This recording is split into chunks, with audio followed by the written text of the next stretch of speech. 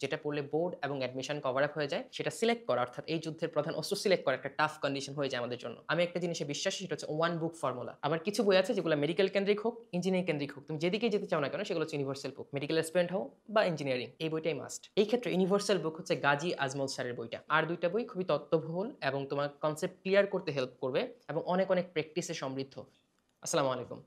যুদ্ধে যাওয়ার আগে সঠিক অস্ত্র নিয়ে যুদ্ধে যাওয়া যেমন ইম্পর্টেন্ট, ঠিক একইভাবে সদ্য এসএসসি পাস করে যারা এইচএসসি যুদ্ধে অবতরণ করেছো, এইচএসসি যুদ্ধের প্রধান অস্ত্র টেক্সট বুক, সঠিক টেক্সট বুকটা সিলেক্ট করাও তত ইম্পর্টেন্ট। আমরা এসএসসি লাইফে একটা বই পড়ি, কিন্তু এইচএসসিতে চলে আসার সময় দেখি এনসিটিভি কর্তৃক অনেক অনেক বই অনুমোদিত আছে এবং সেই বইগুলো থেকে একটা ইউনিভার্সাল বুক, যেটা পড়লে বোর্ড এবং অ্যাডমিশন কভার আপ হয়ে যায়, সেটা সিলেক্ট করা অর্থাৎ এই যুদ্ধের প্রধান অস্ত্র সিলেক্ট করা একটা টাফ কন্ডিশন হয়ে যায় আমাদের জন্য।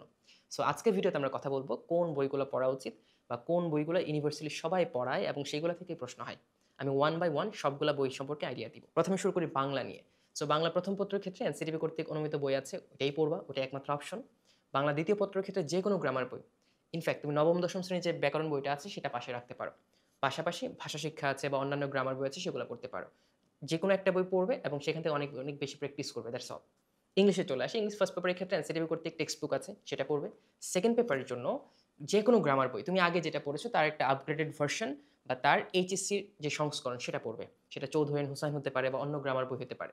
বাট কথা একটাই, গ্রামার বইটার রুলসটা পড়ে প্রচুর প্র্যাকটিস করতে হবে। দেন চলে আসে আইসিটি। আইসিটির জন্য এনসিটিভি কর্তৃক অনুমোদিত একটি বই আছে, ওইটা মেইন ধরে তুমি পড়বা।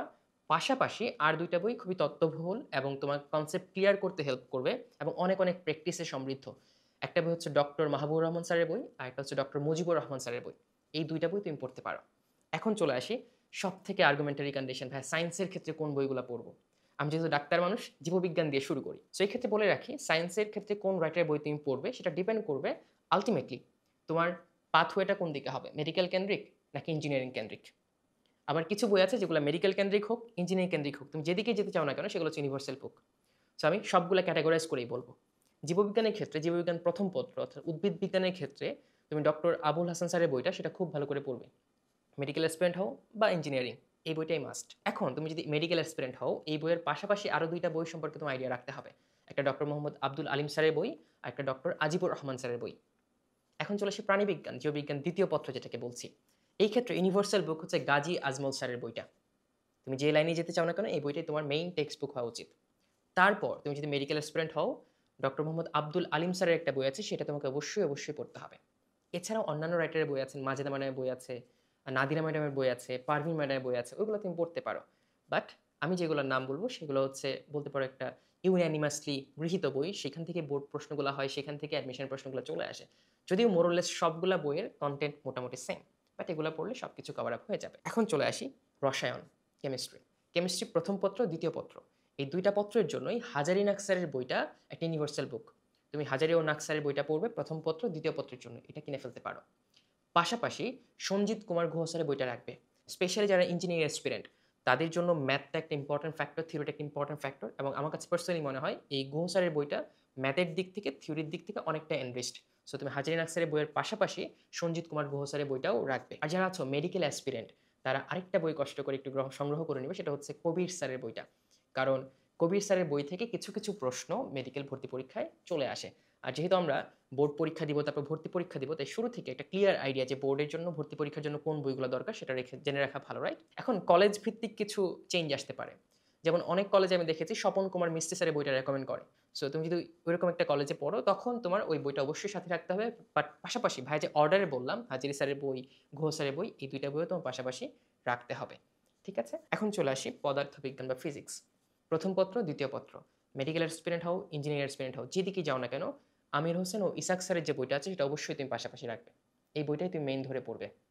তারপর শাহজাহান তপন স্যার, এবং ফিজিক্স বইয়ের ক্ষেত্রে শাহজাহান তপন স্যার, আমির হোসেন স্যার মোটামুটি সেম, তেমন কিছু ডিফারেন্স নেই।